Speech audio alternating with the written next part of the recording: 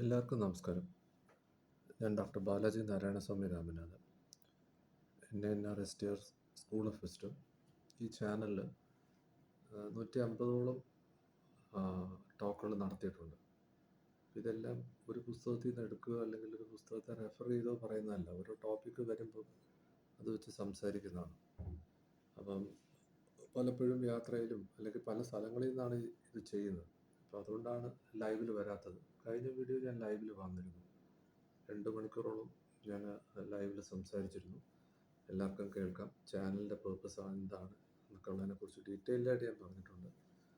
അപ്പം ഇതിൽ പ്രധാന എന്തിനാണ് ഇങ്ങനൊരു സ്കൂൾ ഓഫ് വിസ്ഡം എന്ന് ചോദിച്ചാൽ,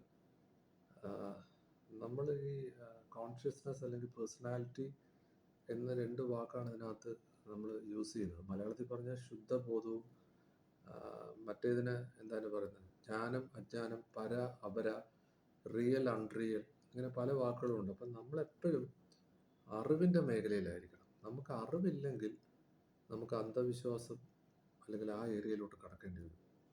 അപ്പം ഞാൻ ഇന്ന് സംസാരിക്കാൻ ഉദ്ദേശിച്ചത്, ഇന്ന് നമ്മൾ കേരള ഹൈക്കോടതി ഇന്നൊരു കേസിനകത്ത് അന്ധവിശ്വാസങ്ങൾക്കെതിരെയുള്ള നിയമം 2014 അനുസരിച്ച് കേരള ഗവൺമെൻറ് അതിൻ്റെ നിലപാട് എന്താണെന്ന് ചോദിച്ചിട്ടുണ്ട്. അതിനകത്ത് കോടതി ഒരു കാര്യം പറഞ്ഞിട്ടുണ്ട്, സർക്കാരിനെ നിർബന്ധിക്കാൻ പറ്റത്തില്ല.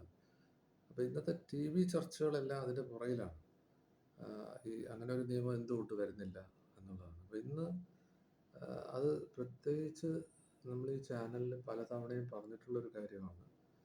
യഥാർത്ഥ അറിവില്ലെങ്കിൽ, നമ്മൾ ജ്ഞാനത്തിലല്ലെങ്കിൽ, പിന്നെ നമ്മൾ ചെയ്യുന്നതെല്ലാം അന്ധവിശ്വാസമാണ്. എന്ന് പറഞ്ഞാൽ ബാക്കിയുള്ളവർ വരച്ച വരയിലാണ് നമ്മൾ പോകുന്നത്.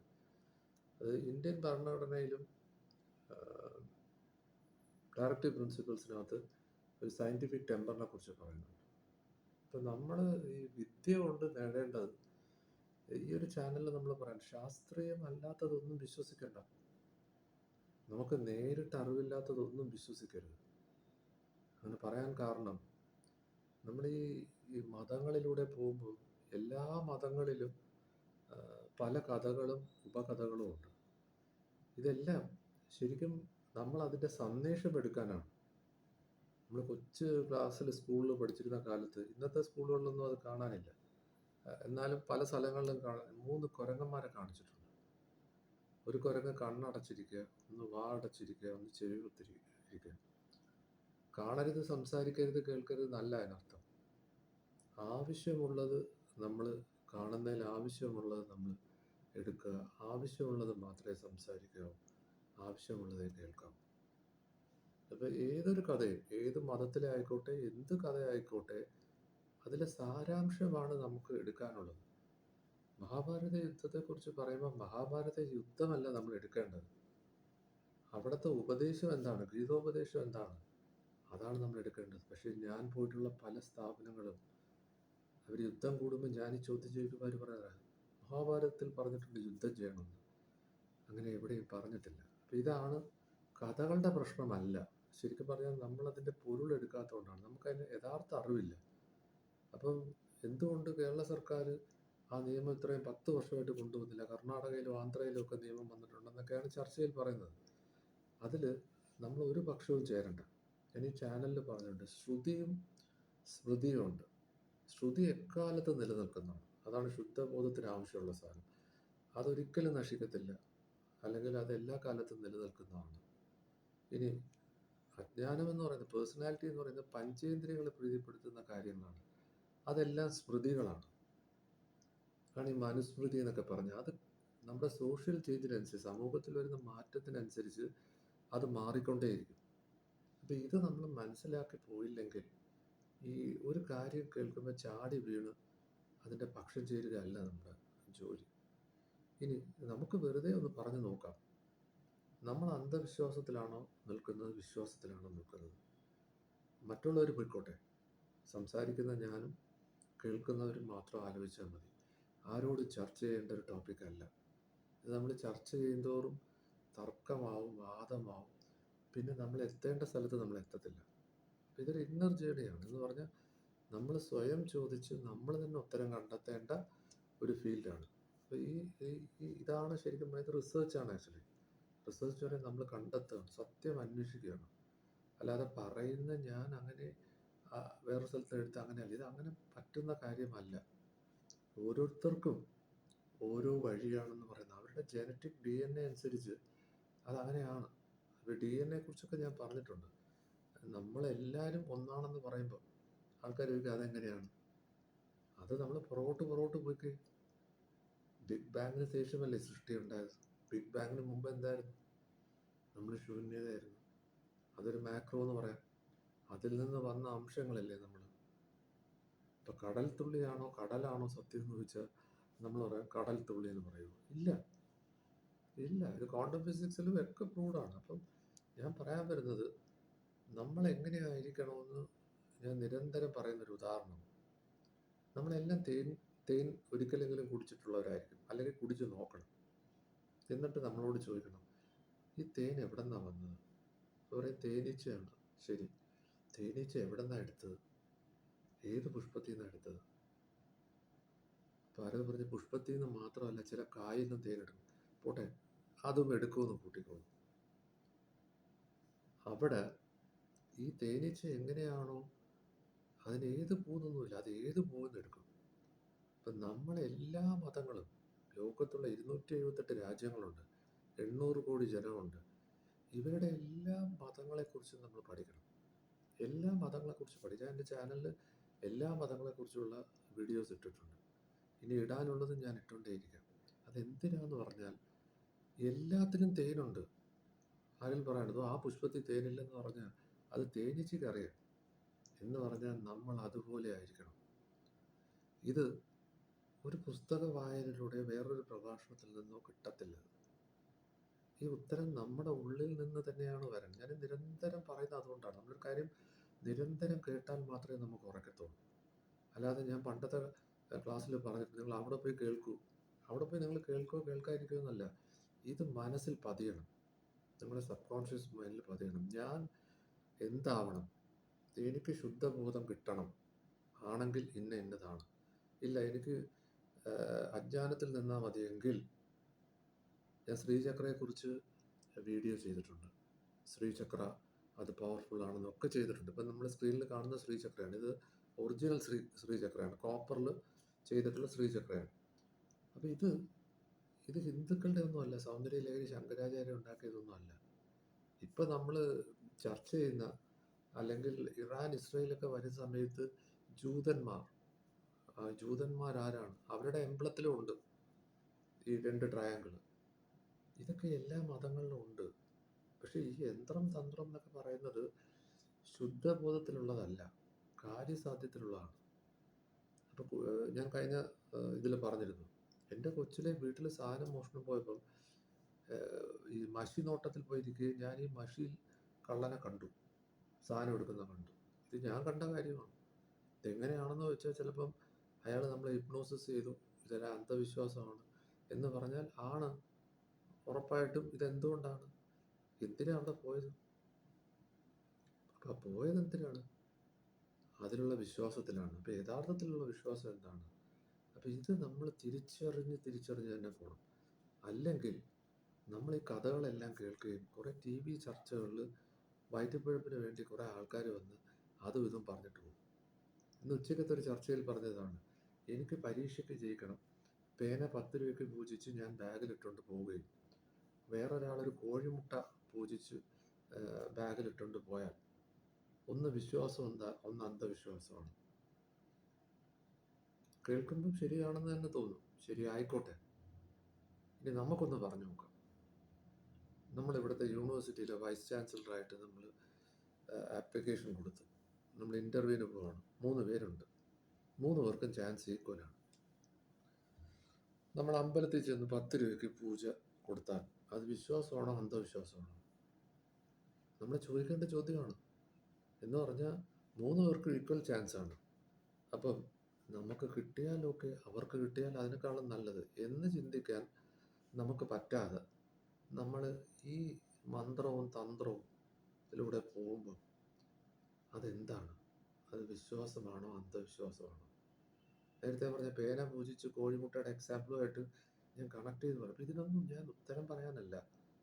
നമ്മൾ ഓരോരുത്തരും നമ്മുടെ വീട്ടിൽ നമ്മൾ പ്രാർത്ഥിക്കുന്നു, എല്ലാ ദിവസവും പ്രാർത്ഥിക്കുന്നു, 5 നേരം നിസ്കരിക്കുന്നു, 5 നേരം നിസ്കരിക്കുന്നു, അല്ലെങ്കിൽ 3 തവണ ജീസസ് ക്രൈസ്റ്റിൻ്റെ അടുത്ത് പ്രാർത്ഥിക്കുന്നു, ആഹാരം കഴിക്കുന്നതിന് മുമ്പ് പ്രാർത്ഥിച്ചിട്ട് നമ്മൾ കഴിക്കുന്നു, ഹിന്ദുക്കൾ ഭക്ഷണം കഴിക്കുന്നതിന് മുമ്പ് ഗണപതിക്ക് കൊടുത്തിട്ട് കഴിയുന്നു. ഇതെല്ലാം എന്താണ്? ഇവർ പ്രാർത്ഥിക്കുന്ന, ഇവർ കൈ പിടിച്ചിരിക്കുന്നത് ശ്രദ്ധിച്ചു നോക്കേ. ഇതിനെല്ലാം സിമിലാരിറ്റി ഇല്ലേ? ഇതെല്ലാം സയന്റിഫിക് അല്ലേ?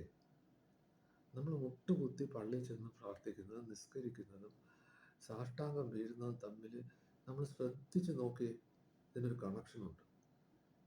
ഇതിനൊരു കണക്ഷനുണ്ട്. ഇത് നമ്മുടെ 7 ചക്രവുമായിട്ട് ബേസ്ഡാണ്. അപ്പോൾ ഇതൊന്നും നമ്മളെ പഠിപ്പിച്ചിട്ടില്ല.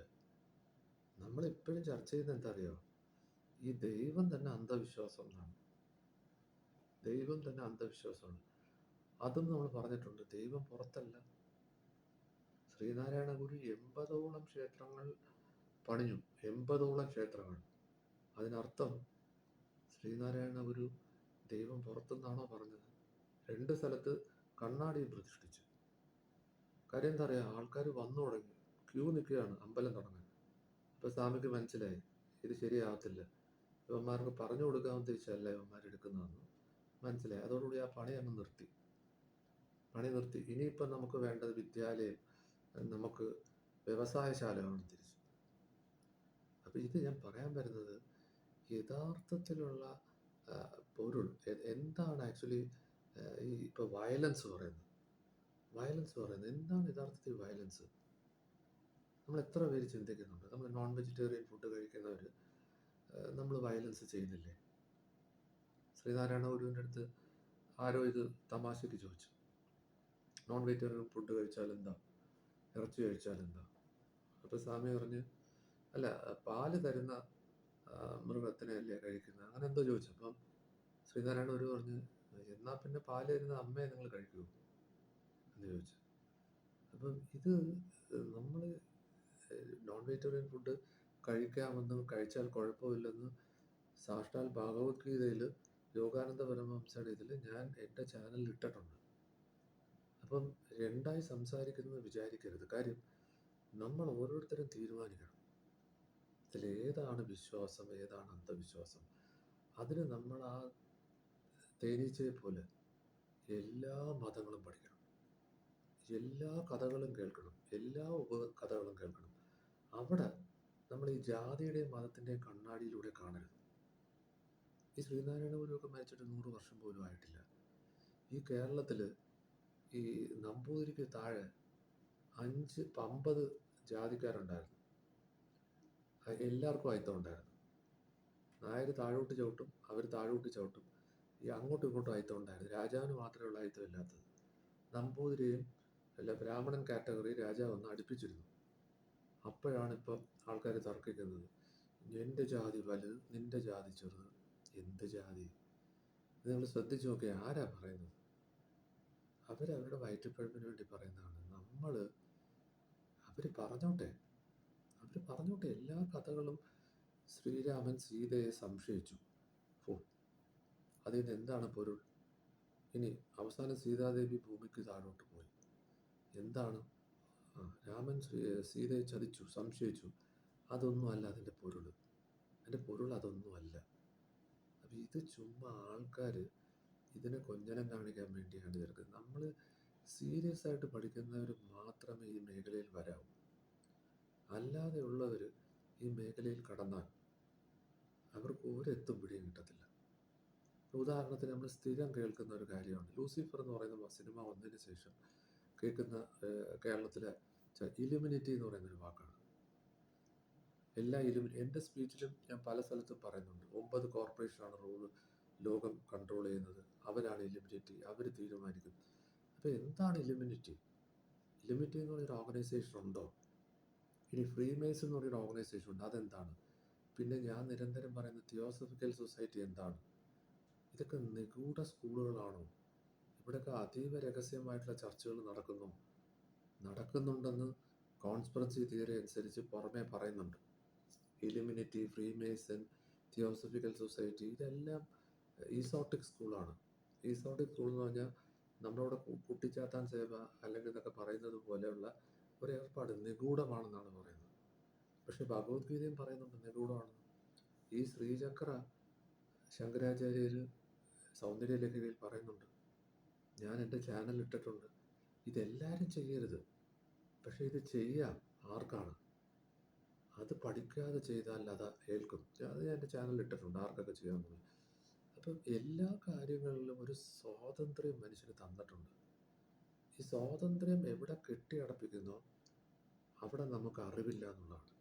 എവിടെ നമ്മുടെ അറിവില്ലായ്മ തുടങ്ങുന്നോ അവിടെ അന്ധവിശ്വാസം തുടങ്ങും. ഈ at the feet of master തിയോസഫിയുടെ ബൈബിൾ എന്ന് പറയുന്ന ബുക്ക് മാസ്റ്റേഴ്സിൻ്റെ ഡയറക്റ്റ് വേർഡാണ്. അതിൽ പറയുന്നത് എന്താ അറിയുക? The greatest violence is superstition. The greatest violence is superstition. ഇപ്പം ഞാൻ പറയാൻ വരുന്നത്, ഈ 100 വർഷം മുമ്പ് ഇവിടെ അയിത്തം ഉണ്ടായിരുന്നു. ഇന്ന് അയിത്തം ഉണ്ടോ എന്ന് ചോദിച്ചാൽ ഞാൻ പറയും അയിത്തമുണ്ട്. പൈസ ഉള്ളവനും ഇല്ലാത്തവനും തമ്മിൽ. പൈസ ഉള്ളവരെല്ലാം ഒരു ഗ്രൂപ്പാണ്, പൈസ ഇല്ലാത്തവരെല്ലാം വേറൊരു ഗ്രൂപ്പാണ്. ഇവർ തങ്ങളിലാണ് അയിത്തം നടക്കുന്നത്. അപ്പം കാസ്റ്റ്, ഗ്രീഡ്, കളർ എന്നൊക്കെ നമ്മൾ പറയുമെങ്കിലും ഇത് ഇന്ന് അതിനൊക്കെ അപ്പുറമായി. കാര്യം കാസ്റ്റും ഗ്രീഡും ഒക്കെ പോയി. ഇന്നും നമ്മൾ അമേരിക്കയിൽ അവിടെയൊക്കെ ചെന്ന ഒരു ബ്ലാക്സിനെ കാണുന്നത് അയിത്തത്തോടു കൂടി തന്നെയാണ് കാണുന്നത്. നമ്മളെല്ലാം ടി വി കണ്ടില്ലേ, ഒരു നീഗ്രോക്കാരനെ അടിച്ചു കൊല്ലുന്നു പോലീസ്, എന്നിട്ട് ആ പോലീസിനെ ശിക്ഷിച്ചു. ഇതൊക്കെ എല്ലാ സ്ഥലത്തും എല്ലാ കാലത്തും ഉള്ള കാര്യമാണ്. ഈ ഒരു വർണ്ണ വിവേചനം, അന്ന് വർണ്ണ വിവേചനമായിരുന്നു. ഇപ്പം മണിയാണ്, പൈസയുള്ള. അത് അന്നും ഉണ്ടായിരുന്നു. അന്ന് രാജാവിൻ്റെ അടുത്തുണ്ടായിരുന്ന ആൾക്കാർ, അല്ലെങ്കിൽ രാജാവ് പ്രൊമോട്ട് ചെയ്തിരുന്ന ആൾക്കാർ മേൽവർഗത്തിലുള്ളവരാണ്. ഇന്നും അതുണ്ടോ എന്ന് ചോദിച്ചാൽ ജവഹർലാൽ നെഹ്റുവിൻ്റെ കാലം തൊട്ട് ഇന്ത്യ സ്വാതന്ത്ര്യം കിട്ടിയതിന് ശേഷം നമ്മൾ എടുത്ത് നോക്കിക്കഴിഞ്ഞാൽ ഇതൊക്കെ അന്നും ഇന്നും എല്ലാ കാലത്തും കാണും. അപ്പം നമ്മളെ സബ്ജക്റ്റ് നമ്മൾ അന്ധവിശ്വാസത്തിൽ വഴുതുന്നുണ്ടോ? അതിനാണ് നമ്മൾ ജ്ഞാനത്തിലേക്ക് വരണമെന്ന് പറയുന്നത്. ഈ അറിവുള്ളവനും അറിവില്ലാത്ത 2 കാറ്റഗറിയേ ഉള്ളൂ. അറിവുണ്ടെങ്കിൽ നമ്മൾ യഥാർത്ഥ വിശ്വാസത്തിലാണ്, അറിവില്ലെങ്കിൽ. അപ്പോൾ ഇത് എവിടെ കിട്ടും? ഇത് എന്തിനു പറയുന്ന പല ഗ്രന്ഥങ്ങളും ഇതിനെക്കുറിച്ച് പറയുന്നുണ്ട്. നമുക്ക് ഒരു വിവേചന ബുദ്ധി വേണം. അത് ശ്രീകൃഷ്ണൻ അർജുനൻ്റെ അടുത്ത് പറയുന്നുണ്ട്. ഞാൻ പറയുന്നതുകൊണ്ട് നീ കേൾക്കരുത്. എല്ലാവരും പറയുന്നുണ്ട്. ജിത്തു കൃഷ്ണമൂർത്തിയും പറയുന്നുണ്ട്, രമണ മഹർഷിയും പറയുന്നുണ്ട്, ഓഷോയും പറയുന്നുണ്ട്, ജുജി കൃഷ്ണമൂർത്തി പറയുന്നുണ്ട്, എല്ലാവരും, എക്കാട്ടോളെ പറയുന്നുണ്ട്, പിന്നെ നീൽ വോൾഷ് പറയുന്നുണ്ട്, ജോ ഡിസ്പെൻസ പറയുന്നുണ്ട്, എല്ലാവരും പറയുന്നുണ്ട്. പക്ഷെ നമുക്ക് എപ്പോഴും ഒരു അതോറിറ്റി വേണം. ഇന്ന ആൾ പറഞ്ഞു, ഇന്ന മുതലാളി പറഞ്ഞു, എന്നാൽ പിന്നെ ഒന്നും നോക്കാനില്ല, അതിൻ്റെ പുറകെ പോവുക. ഒരു കാരണവശാലും അങ്ങനെ പോയിട്ടുണ്ടെങ്കിൽ അത് അന്ധവിശ്വാസമാണ്. അതാണ് അന്ധവിശ്വാസം. ഇനി ഇവിടെ ഒരു നിയമം കൊണ്ടുവരാൻ പറ്റുമോ? ഇന്നും കേരളത്തിൽ, ഞാൻ പറയുന്ന കേരളത്തിൽ, നമ്മൾ ഇരിക്കുന്ന മണ്ണിൽ, ഞാൻ ട്രിവാൻഡ്രത്ത് നിന്നാണ് സംസാരിക്കുന്നത്, ഈ മണ്ണിൽ തന്നെ ഇവിടെ ക്ഷേത്രമുണ്ട്. പ്രൈവറ്റ് പാർട്ടികളുടെ അല്ല, സർക്കാർ നടത്തുന്ന ക്ഷേത്രമുണ്ട്. അവിടെ കള്ളാണ് നിവേദ്യം. ഇത് വിശ്വാസമാണോ അന്ധവിശ്വാസമാണോ? നമ്മൾ രണ്ടും പറയണ്ട. നമ്മൾ ഇതിനെക്കുറിച്ച് പഠിക്കണം. നമ്മൾ ആരോടും ഇതിനെക്കുറിച്ച് അഭിപ്രായം പറയരുത്. കാര്യം നമ്മൾ പഠിക്കണം. നമ്മൾ വിശ്വാസത്തിലാണ്, അന്ധവിശ്വാസം. ഈ കാന്താര എന്ന് പറഞ്ഞൊരു സിനിമ വന്നു.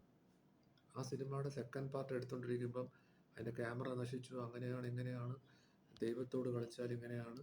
പിന്നെ പത്മരാജൻ വേറൊരു സിനിമ മലയാളത്തിലെടുത്ത് ഗന്ധർവന്മാരെക്കുറിച്ച്. അങ്ങനെ പത്മരാജൻ ആ ദിവസം ചർച്ചയിൽ രാത്രി മരിച്ചു.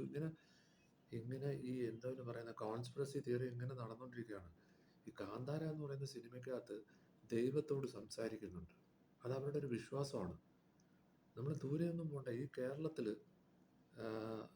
ഉണ്ട്, ക്ഷേത്രങ്ങളുണ്ട്. ദൈവത്തോട്, ദൈവത്തോട് ക്ഷേത്രം സംസാരിക്കും. നമ്മളൊരു പ്രശ്നം, ഞാൻ ആ സ്ഥലം പറയുന്നില്ല, പറഞ്ഞ ആൾക്കാരെല്ലാം കൂടെ അവിടെ വെച്ച് പിടിക്കും. അത് തമിഴ്നാട് ബോർഡറിലാണ്. അത്രയും ഞാൻ പറയാം. അപ്പോൾ ബാക്കി ആൾക്കാർ കണക്ക് കൂട്ടിക്കോളും. അവിടെ ചെന്ന് നമ്മുടെ പ്രശ്നം പറഞ്ഞാൽ അവർ ദൈവത്തിനോട് ചോദിക്കും, കാന്താര സിനിമ പോലെ, എന്നിട്ട് പരിഹാരം പറയും. ഇന്നും ഈ ക്ഷേത്രമുണ്ട്. ഇത് വിശ്വാസമാണോ അന്ധവിശ്വാസമാണോ? ബൈബിള് പറയും, നിന്റെ വിശ്വാസം നിന്നെ രക്ഷിക്കും. അതാണ് power of sub conscious mind. What you think, what you speak will happen. നിങ്ങൾക്കൊരു ഭയങ്കരമായ വിശ്വാസമുണ്ട്, ശ്രീചക്ര വെച്ച് ഉപാസിച്ചാൽ ഇന്നതാണ്. അത് ശ്രീചക്രയിൽ നിന്നുണ്ടായതല്ല, നമ്മുടെ അകത്തുനിന്നുണ്ടായതാണ്. അതാണ് സീക്രട്ട്. ഇതാണ് രഹസ്യം. ഈ രഹസ്യം നമുക്ക് അറിഞ്ഞുകൂടാത്തതുകൊണ്ടാണ് ആൾക്കാർ നമ്മളെ വിറ്റ് പൈസ ഉണ്ടാക്കുന്നത്. അപ്പം ഞാൻ നിരന്തരം പറയുന്നത് ഏറ്റവും കൊച്ചു കുട്ടികൾ 1-ാം ക്ലാസ്സിലെ കുട്ടി തൊട്ട് 100 വയസ്സുള്ളവരാണെങ്കിലും പ്രായം കൊണ്ടല്ല, അറിവ് കൊണ്ടാണ് നമ്മൾ ബ്രാഹ്മണനും ശൂദ്രനാവുന്നത്. അറിവുണ്ടെങ്കിൽ നമ്മൾ ബ്രാഹ്മണനാണ്, അറിവില്ലെങ്കിൽ നമ്മൾ ശൂദ്രനാണ്. പൈസയല്ല ഞാൻ പറയുന്നത്, പവറും പൈസ അതൊക്കെ വേറെ കാര്യങ്ങൾ. നമുക്ക് വേണ്ടത് വിദ്യയാണ്. യഥാർത്ഥ വിദ്യ എന്താണ്? അപ്പം ഞാൻ കഴിഞ്ഞ ദിവസമൊക്കെ പറഞ്ഞത് ഇതൊരു സ്കൂളിലും പഠിപ്പിക്കുന്നില്ല, ഒരു മതത്തിലും പഠിപ്പിക്കുന്നില്ല എന്നൊക്കെ പറയുന്നത്. അപ്പോൾ ആരോ എൻ്റെ അടുത്ത് പറഞ്ഞത് നിങ്ങൾ ഒന്നുകൂടെ ശ്രദ്ധിച്ച് നോക്കി, പല മതങ്ങളിലും പഠിപ്പിക്കുന്നുണ്ടെന്ന്. അപ്പം ഞാൻ അതിനെക്കുറിച്ചൊരു റിസർച്ച് നടത്തിയപ്പം അതാ പറയുന്നത്, നമുക്ക് ഈ ഒരു പഠിത്തം ഒരിക്കലും കംപ്ലീറ്റ് ആവത്തില്ല. Non is A drop and unknown is an Ocean. നമ്മൾ കടലിൽ ഒരു തുള്ളി അറിഞ്ഞിട്ടാണ് സംസാരിക്കുന്നത്. ഇത് കൂട്ടായി പുരോഗമിക്കാനേ പറ്റൂ. കേൾക്കുന്നവർ അവരും പഠനം നടത്തണം. എനിക്കറിയാവുന്നത് ഞാൻ ഇതിനകത്ത് പബ്ലിഷ് ചെയ്യുന്നു എന്ന് മാത്രമേ ഉള്ളൂ. ഇതൊരു ലൈറ്റ് കാണിച്ചു കൊടുക്കുന്നതേ ഉള്ളൂ. ഇങ്ങനെ പോയാൽ പോയി തന്നെ നോക്കണം. അപ്പം ഞാൻ അതെടുത്ത് നോക്കിയപ്പം ജൂതന്മാരുടെ മതം എന്താണ്? ഇപ്പം ജൂതമതത്തിനകത്ത് അവരുടെ ബൈബിൾ, അതിൻ്റെ പേര് വേറെയാണ്. ഞാൻ അതൊന്നും ഇവിടെ എടുത്ത് പറയുന്നില്ല, ഞാൻ പ്രത്യേകം ഒരു വീഡിയോ ചെയ്യാം അതിനെക്കുറിച്ച്. അതിലവർ ചില കാര്യങ്ങൾ പറയുന്നുണ്ട്. ഒരു ദൈവമേ ഉള്ളൂ, ഒന്നേ കൂടുതൽ ദൈവത്തെ വിശ്വസിക്കരുത്. അവർ സ്കൂൾ ലെവലിൽ തന്നെ ഇത് പഠിപ്പിച്ച് അത് അവർ ഇംപ്രിൻറ്റ് ചെയ്യുന്നുണ്ട്, ആ ചെറുപ്രായത്തിൽ തന്നെ. അപ്പം അവരുടെ വിദ്യാഭ്യാസത്തിൽ അവർ സ്പിരിച്വാലിറ്റി തുടക്കം തൊട്ടേ പഠിപ്പിക്കുന്നുണ്ട്. നമ്മൾ സെക്യുലറിസം ആയതുകൊണ്ട് ഇന്ത്യയിൽ നമ്മളെല്ലാം പഠിക്കുന്നു, നല്ലതാണ്, നമുക്ക് വ്യത്യാസമില്ല, നല്ലതാണ്. പക്ഷേ എസൻസ് നമ്മൾ ആ തേനീച്ച എങ്ങനെയാണോ എടുക്കുന്നത് നമ്മൾ ആ എസൻസ് എടുക്കാൻ നമ്മൾ തയ്യാറാവുന്നില്ല. അപ്പോൾ അതിൽ നമ്മൾ മതം പഠിക്കണം, ഫിലോസഫി പഠിക്കണം, സയൻസ് പഠിക്കണം, ക്വാണ്ടം ഫിസിക്സ് പഠിക്കണം, എനർജി പഠിക്കണം, മാറ്റർ പഠിക്കണം, ഇതെല്ലാം റിലേറ്റ് ചെയ്യണം, എല്ലാ കഥകളും കേൾക്കണം. ഇപ്പോൾ സരസ്വതിയെക്കുറിച്ച് ഞാൻ ഒരിക്കൽ പറഞ്ഞപ്പോൾ സരസ്വതിയെ സൃഷ്ടിച്ച ബ്രഹ്മാവാണെന്നും ബ്രഹ്മാവിനെ പ്രാർത്ഥിക്കുന്നില്ലെന്നും ആ കഥയിലൊക്കെ ചില സെൻസർ ബോർഡ് ഉണ്ടെങ്കിൽ അവർ കട്ട് ചെയ്ത് കളയും എന്നൊക്കെ ഇങ്ങനെ പറഞ്ഞപ്പോൾ ഇപ്പോൾ കമ്പാരിസൺ പറയുന്നത് നമ്മുടെ എബ്രഹാമിൻ്റെ ഭാര്യ സാറ എന്ന് പറയുന്നതും നമ്മുടെ ഹിന്ദു ഇതിലെ സരസ്വതി ഒന്നാണ്. അപ്പം ആയിക്കോട്ടെ, തെറ്റൊന്നുമില്ല, ഇതിൻ്റെ DNA ഒന്നല്ലേ. പറഞ്ഞു വരുമ്പോൾ നമ്മളെല്ലാം എവിടെ നിന്നാണ് വന്നത്? ബിഗ് ബാങ്കിൽ നിന്നല്ലേ. ഫ്രം മിനറൽ, മണ്ണിൽ നിന്നും അല്ലെങ്കിൽ കല്ലിൽ നിന്നും ചെടിയായി, ചെടിയിൽ നിന്നും മൃഗമായി, മൃഗത്തിൽ നമ്മളായി. അതാണ് ഡാർവിൻ പറയുന്നത്, നമ്മൾ കുരങ്ങന്മാരിൽ നിന്ന് വന്നെന്നുള്ളത്. ഫലത്തിൽ നമ്മൾ ഒന്നാണ്. പിന്നെ വേർതിരിവൊക്കെ വന്നത് ജാതിയും മതത്തിൻ്റെയും പേരിലല്ല, അത് വിറ്റ് പൈസ ഉണ്ടാക്കാൻ ശ്രമിച്ചവരാണ്. ശ്രീനാരായണ ഗുരു SNDP യോഗം തുടങ്ങിയതിൽ തെറ്റില്ല. പക്ഷേ പിൽക്കാലത്ത് ശ്രീനാരായണ ഗുരു ആദ്യം മനസ്സുകൊണ്ട് വെറുക്കെന്ന് പറഞ്ഞു, ഞാനിനി ഇത് വാക്കാൽ പറയത്തില്ലെന്ന് വരെ പറഞ്ഞു. അപ്പോൾ പ്രസ്ഥാനങ്ങൾ തുടങ്ങിയവരുടെ കുഴപ്പമല്ല, അതെല്ലാം JK തിയോസഫി വിട്ടുപോയി. ഓർഗനൈസേഷൻ ഇസ് എ കൾട്ട് എന്ന് പറഞ്ഞു. അത് ഇതിൻ്റെ ഒബ്ജക്റ്റിൻ്റെ പ്രശ്നമല്ല. ഇലുമിനിറ്റി തുടങ്ങുന്നത് ഒരു കോളേജ് പ്രൊഫസറാണ്. അത് ലോ പഠിപ്പിക്കുന്ന ഒരു കോളേജ് പ്രൊഫസറാണ്. ഈ പ്രൊഫസറും കുറച്ച് കുട്ടികളും കൂടെ ചേർന്നാണ് ഇലുമിനിറ്റി തുടങ്ങുന്നത്. ഇതിൻ്റെ ഒബ്ജക്റ്റ് നമ്മൾ എടുത്തു നോക്കണം. അതിൻ്റെ ഒബ്ജക്റ്റ് നല്ലതായിരുന്നു. ലോകത്ത് പല മതങ്ങളുടെ പല വിശ്വാസം വേണ്ട, നമ്മളൊന്നാണ്, ഇതാണ് മെസ്സേജ്. ഇനി അതവിടെ ബാൻ ചെയ്തപ്പോൾ ഇവരുടെ എംപ്ലോയ് ഉൾപ്പെടെ പതുക്കെ ഫ്രീമേസണിലേക്ക് കയറി. ഫ്രീമേസണിൽ ഇതാണ് പറയുന്നത്. പക്ഷേ നമ്മൾ ചെന്ന് ചോദിച്ചാൽ ഇവർ പറയത്തില്ല. അതും പൈസയുള്ളവരും ലക്ഷം രൂപ ഫീസും പിന്നെ വർഷം ഇത്ര രൂപയൊക്കെ അടയ്ക്കണം. സാറിനൊക്കെ അവരെ കൊണ്ട് പറ്റത്തില്ല. അപ്പോൾ അവിടെ എന്താ, പൈസയുള്ളവനും ഇല്ലാത്തവനും കാറ്റഗറൈസ് ചെയ്തിട്ടുണ്ട്. ഇനി തിയോസഫിക്കൽ സൊസൈറ്റിയിലെ പലരും ഫ്രീമേസൺ മെമ്പേഴ്സാണ്. അപ്പം തിയോസഫിയും ഒരു നിഗൂഢ സ്കൂളാണെന്ന് പറയുന്നത്. ഇതൊന്നും നമ്മൾ വിശ്വസിക്കണ്ട. നമ്മൾ ഫ്രീമേസണിൽ കയറി ചെല്ലും, നമ്മൾ മെമ്പറാവും, തിയോസഫിക്കൽ മെമ്പറാവും, നമുക്ക് ഇഷ്ടമുണ്ടെങ്കിൽ തുടർന്നാൽ മതി. പക്ഷേ യഥാർത്ഥ അറിവുള്ളവർ എവിടെ അന്ധവിശ്വാസം ഉണ്ടെങ്കിലും ആ അന്ധവിശ്വാസത്തിന് എഗെയിൻസ്റ്റ് അവർ നിലകൊള്ളും. അപ്പം ഞാൻ പറയാൻ വരുന്നത്, ഈ അന്ധവിശ്വാസം എന്ന് പറയുന്ന സാധനം ശരിക്കും പുറത്തല്ല. ആണ് ജിത്തു കൃഷ്ണമൂർത്തി പറയുന്നത്, വയലൻസ് പുറത്തല്ല, നമ്മുടെ ഉള്ളിലുള്ള അന്ധവിശ്വാസമാണ് ഇതിനെ വളർത്തുന്നത്. ഞാൻ കഴിഞ്ഞ ദിവസം പറഞ്ഞില്ലേ, ഭിക്ഷാടനത്തിനൊരു കുട്ടി എൻ്റെ അടുത്ത് വരുമ്പം പൈസ കൊടുക്കുമ്പം ഭിക്ഷാടനം ആ കുട്ടിക്കല്ല, പോവർട്ടി എൻ്റെ ഉള്ളിലാണ്. ഈ തിരുവിതാംകൂർ രാജാവ് ജീവിച്ചിരിക്കുന്ന, കവടിയാർ ജീവിച്ചിരിക്കുന്ന, ഈ പത്മനാഭസ്വാമി ക്ഷേത്രം നിലനിൽക്കുന്ന, ഈ നിധി നിൽക്കുന്ന ഈ നാട്ടിൽ മറ്റ് സംസ്ഥാനത്ത് വരുന്നവർക്ക് ഭക്ഷണവും സ്ഥലവും കൊടുക്കാൻ പറ്റിയില്ലെങ്കിൽ അതെൻ്റെ ദാരിദ്ര്യമാണ്. അതെൻ്റെ ദാരിദ്ര്യമാണ്.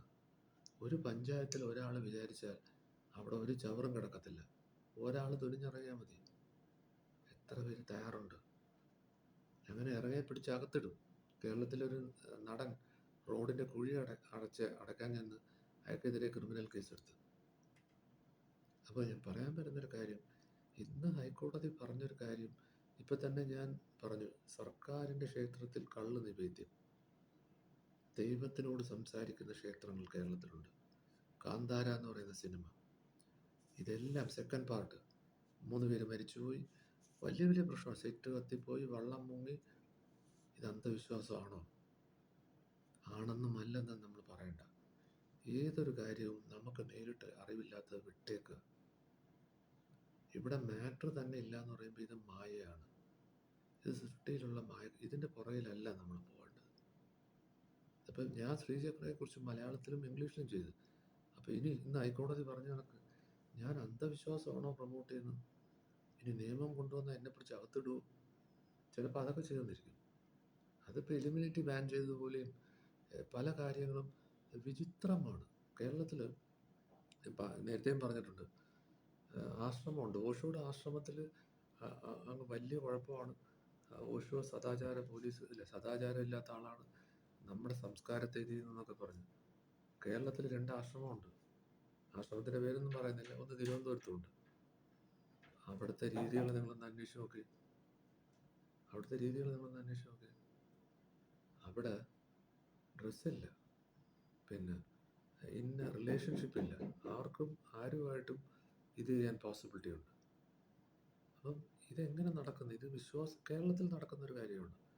അപ്പം ഇന്ന് ഹൈക്കോടതി പറഞ്ഞിട്ടുണ്ട്. അപ്പം ഈ ആശ്രമത്തിൽ നടക്കുന്നത് നമുക്ക് എതിർക്കാൻ പറ്റുമോ ഇല്ലയോ എന്ന് ചോദിച്ചാൽ അത് നമുക്ക് പറ്റത്തില്ല എന്ന്. പക്ഷെ നമുക്ക് ചുറ്റും നടക്കുന്ന കാര്യങ്ങൾ അന്ധവിശ്വാസമാവുന്ന എപ്പോഴാന്ന് വെച്ചാൽ നമുക്കറിവില്ലാത്തപ്പോഴാണ്. എന്തായാലും ഇത് കണ്ടിന്യൂ ചെയ്യും. ഡോർ ആരോ തട്ടുന്നു. ഞാൻ കണ്ടിന്യൂ ചെയ്യും. Thank you.